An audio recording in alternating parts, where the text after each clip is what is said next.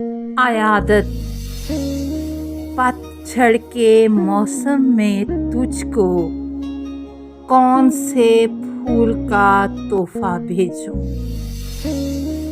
मेरा आंगन खाली है, लेकिन मेरी आँखों में नेक दुआओं की शबनम है।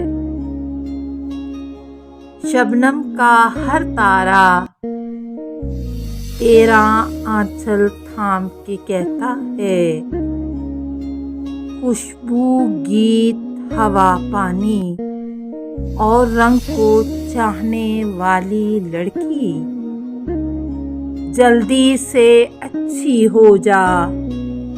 सुबह बहार की आंखें कब से तेरी नर्म हंसी का रास्ता देख रही हैं।